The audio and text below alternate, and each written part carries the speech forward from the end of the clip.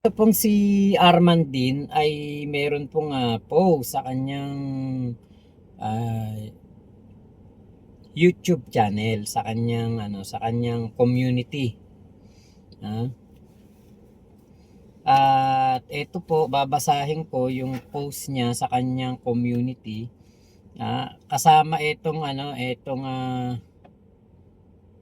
itong aking thumbnail. Ayun, nilagay niya yung aking thumbnail at natawa lang ako kasi kala ko si Arman din yung pikon. Hindi siya pikon. Hindi siya pikon na Hindi siya pikon mag post. Parang hindi niya na binabanatan o hindi na siya bumabalik ng batikos. Ah, ano na lang, post na lang. Yun ang maganda. Walang pikunan, di ba? Ito yung post ni Arman din. Basahin ko na lang. Ang sabi niya dito, triggered ang mga Marcos vloggers dahil nililink ni vlogcaster Arman din at ni Christian Esguerra si former Speaker Martin Romualdez sa 1.2 trillion flood control scam. Bawal na pala punahin pati si Romualdez. Inamin na rin ba na nila si Romualdez ang isa sa mga holy cow or baka or cash cow ng mga Marcos vloggers? Nagtatanong lang po. Ayun. Shoutout kay Arman din. Eto ngayon kasi hindi naman ako tingin ko hindi naman niya pinupuna si Martin Romualdez. Hindi pune. Ang iba yung dating Iba yung intindi ko. Para sa akin kasi ito ay hindi puna. Ito po yung video. Medyo mabagal lang yung ating data.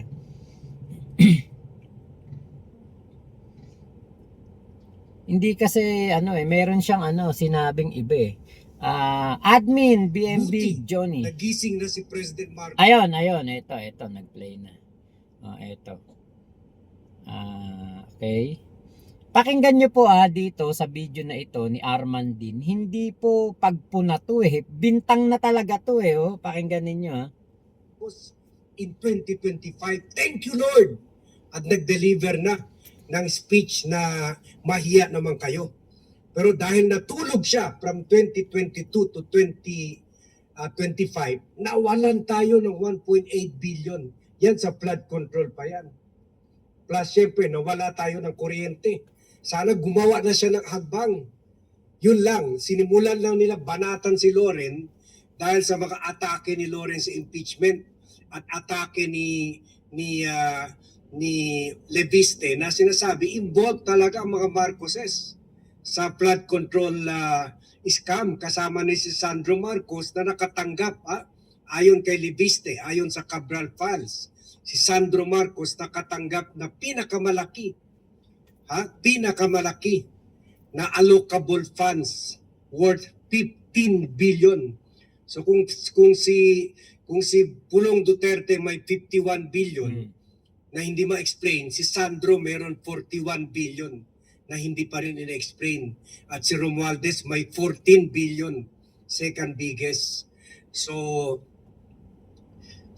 kaya galit na galit yung mga tao. Kasama na yung mga staff ko sa East Zamboanga Business and Best Place. Wala na. Sira. Di ba? Yan na bintang na yan, di naman napagpuna yan ulitin natin.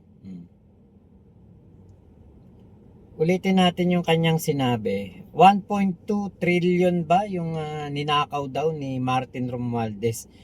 Billion na ninakaw nila Romualdez from 2022. Ayan Pagpasok nila sana 2022, sana yan ang binuhusan nila. Yung 1.8 billion na ninakaw nila Romualdez from 2022 hanggang 2025. Buti, nagising na si President Marcos. Ayan ninakaw ni Martin Romualdez. Ako, syempre, lahat ng kakampi ng ating Pangulo, si Martin Romualdez, si Sandro Marcos, mga kahit sila Laila de Lima, sila lahat ng mga may ano po, may kumbaga pagkiling sa ating Pangulong Bongbong Marcos, pagkampi kay PBBM, talaga pong aking pinagtatanggol. Lahat ng bumabatikos kay PBBM, lagi ko namang nagagawang ano yan, ipagtanggol si BBM. Ngayon, kapag pala pinagtanggol mo na si Martin Romualdez, may natatanggap ka na pala kay Martin Romualdez, parang ganun yung yung explica nitong si BAD.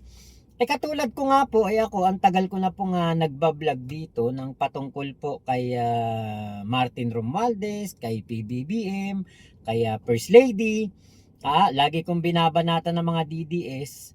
Wala po akong natatanggap nga. Kaya nga po ay Sir Arman din, si natatawa tuloy ako kasi natawag ko siya boy bypass BAD, kung kilala mo yung nagbabayad diyan sa Marcos administration, nagbabayad ng mga vlogger, baka pwede mo kung bigay sa akin yung number niya mga yan para tatawagan ko, kukontakin ko kasi kailangan ko ng bayad.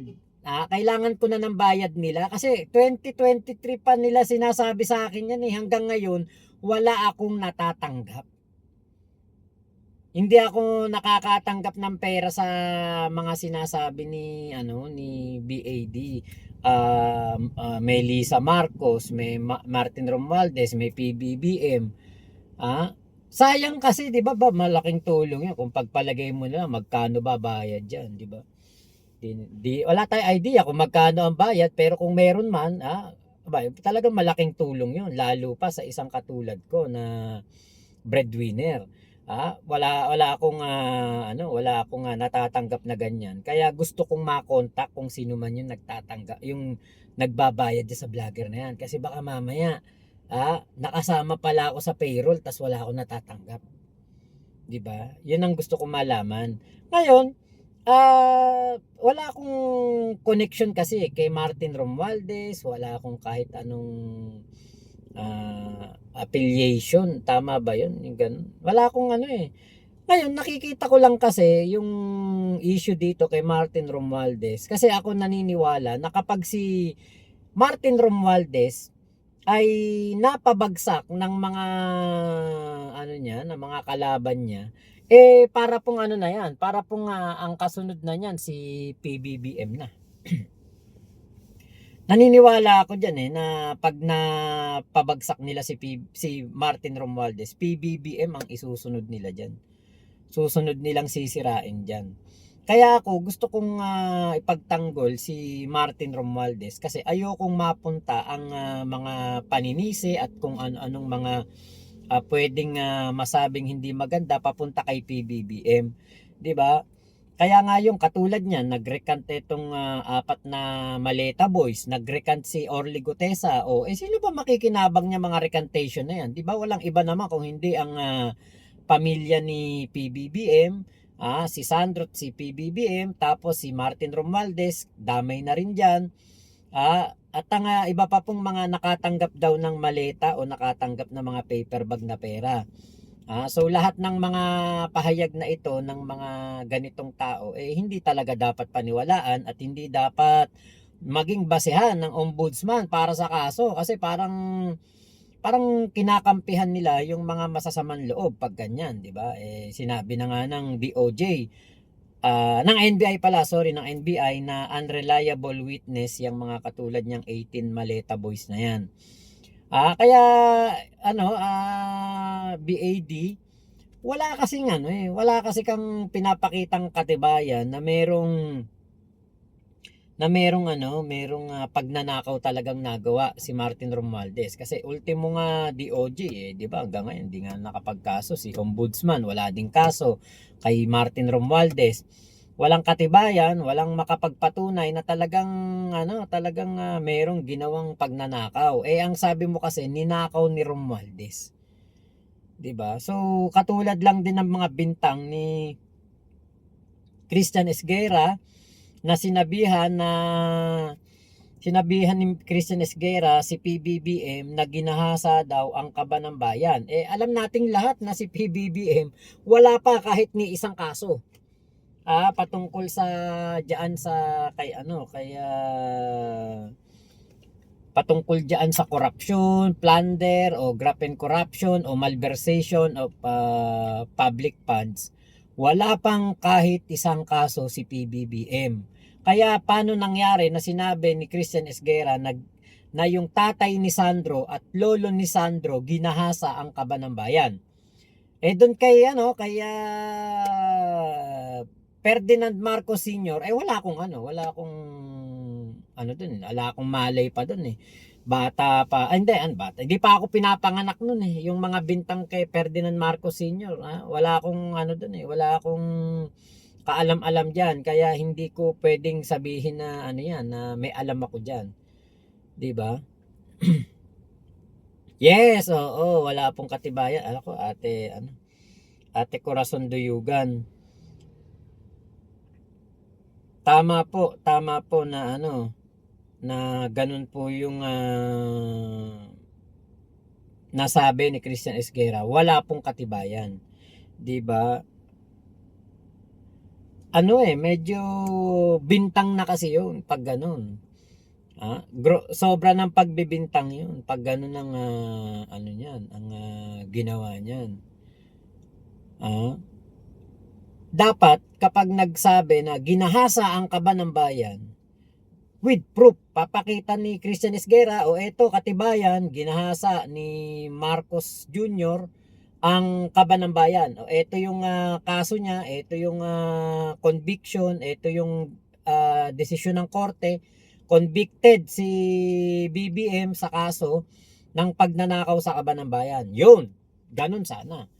Para maganda laban, di ba? Meron kang ebidensya na pinakita, maaring maniwala sa'yo yung mga manonood mo. Kaya lang, kung magsasabi kang ganun, lolo ni Sandro, tatay ni Sandro, ginahasa ang kaba ng bayan, tapos wala namang katibayan, walang maipakitang patunay, lalayasan ka talaga ng mga ng mga mo niyan, manonood mo o subscriber mo, di ba? Yun lang yung ating dito na pagtanto. Yan lang yung ating naging diyan. Yan lang yung naging conclusion natin diyan na yung bintang, 'di ba? Iba yung pune. Yung puna, Mr. Speaker o Mr. Former Speaker, baka pwede niyo po kami bigyan ng paliwanag dito, bakit ganito nangyari? Ano po ba ang naging pagkukulang? Saan po ba nagkaroon ng pagkakamali? Ayun, mga ganun. O kaya pansin po namin, Mr. Speaker, parang ganito po yung nangyari sa inyo. Ganun yung puna. Pero yung magsasabi ka na ninakaw ni Romualdez, ibang usapan na po yun. Hindi na po yun talaga matatawag na tawag dito na puna. Na yun, pagbibintang na po yun na merong pagnanakaw na nagawa. Kaya po, 'di ba? Sana sa susunod ayusin yung mga salita. 'Di ba? Ayusin yung mga pagsasalita kasi iba yun bintang na yun 'Di ba? Yun lang naman yung natin dito. Gusto nating ipunto. At mukhang natutuwa nga itong si Mr. BAD sa ating mga posts their actual qualifications and expertise. Ayun, nasan ba yung ating meron dito tayong pinopost ni Mr. BAD yung ating mga magagandang thumbnail sa kanila ni Christian Esguerra. Ito ito naman si Marcos Vlogger na si Macmac Pablo, ginawa naman parang dirty old man. Ang dating ni Bloodcaster Arman din sa thumbnail ni Pablo. Hindi naman minor si Christian Esguerra.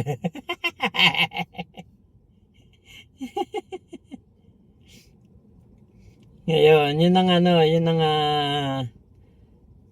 ating nagawang thumbnail kasi sinabi ko kay ano kay ChatGPT, kino-comfort ang gusto ko kako ang nilagay ni ChatGPT ganyan. Nakyutan naman ako sa kanila.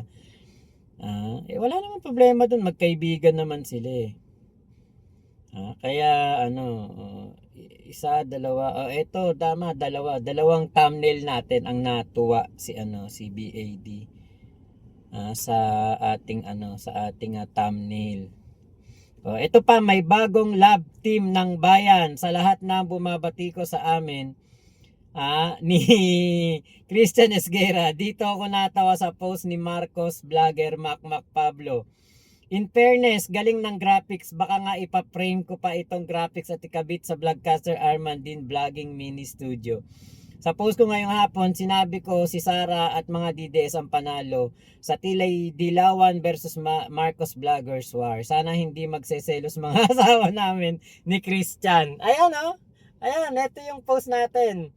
Yung thumbnail natin, tas yung post ni Armandin, di ba? Ganyan maganda. Ganyan ang magandang labanan ng sa vlog ba, hindi yung pikunan, murahan, yung nakikipagmurahan ka, minumura yung kahit sino na lang, di ba? Dinadamay ang kung sino-sino. Dito lang tayo sa sa ganyan lang Nakakatuwa na si Armandin kahit binabatikos natin comedy sa kanya, 'di ba? Kaya nagiging light yung sitwasyon, yung mood. Salamat kung nagandahan ka diyan Vlogcaster Armandin. Nakakatuwa lang. Kasi dati nung labanan dati alam niyo naman mga DDS kapag nalabanan mo yung mga yan puro mura maririnig mo, 'di ba? Dito kay Armandin, comedy ang igaganti niya sa